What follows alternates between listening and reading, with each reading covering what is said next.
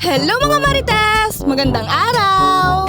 Papunta nga pala kami ngayon sa Laguna kasi itong si Aldren ay may sinalihang pageant. At ito nga pala nasa likod ng sasakyan ng kanyang mga gagamitin at napakalaki nga ng kanyang costume. At pagdating nga ng hinihintay namin ay ito nga si Aldren niloloko ang kanyang kaibigan kasi nga siksikan sila doon. Tapos itong dalawa bumili nga pala ng tubig. Umalis na rin nga pala agad kami at ito nga pagdating namin sa may Tagaytay traffic. Kasi may ginagawa dito sa may daan. At eto na nga, nakarating na kami dito sa may SM Laguna. Hinahakot nga pala namin itong mga gagamitin ni Aldren at ito ang kanyang higanting isda nilalabas na. Nagtulong-tulong na nga rin pala kami sa pagbibitbit kasi nga ang dami nitong kanyang mga gagamitin. Pagkapasok nga pala namin ng SM ay dito kami dumiretso sa backstage o di kaya naman dito sa wardrobe area kung ano man tawag dyan. Pagkadating nga pala namin dito ay napakarami ng tao at karamihan sa kanila ay nakaayos na. Lumabas nga din pala agad kami at dito pumunta sa Jollibee syempre para kumain. Gutom na kasi mga person. At pagkatapos nga ng ilang mga minuto ay ayan nga okay na ang mga order at ayan nga nagkakahiyaan pa kaming 5. Hello guys! Tamang outfit check muna tayo dito habang hinihintay natin si Aldren. Lumabas nga pala agad ako at ayan nga hinintay ko na lang sila sa may labas. Kumpleto na nga pala ang aking mga hinihintay at ito nga nandito na silang tatlo. Ito nga pala ang gagamitin nilang stage mamaya at ayun nga nakita ko si Ma'am Shi nag-aayos ng mga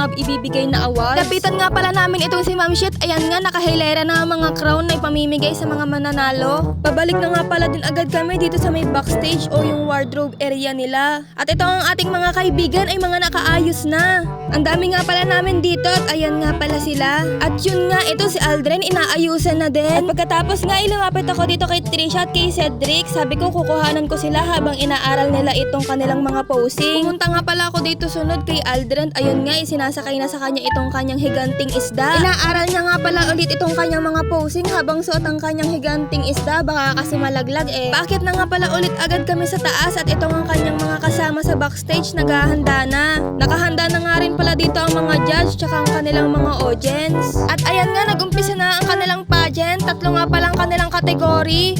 Kaso hindi ko na videohan lahat. Full storage na kasi ako eh. Tsaka palobat na din yung cellphone ko. Kasama ko nga pala dito sa unahan ang kanilang mga supportive na mami. At yun lang. Salamat sa panonood. Bye-bye! Mwah!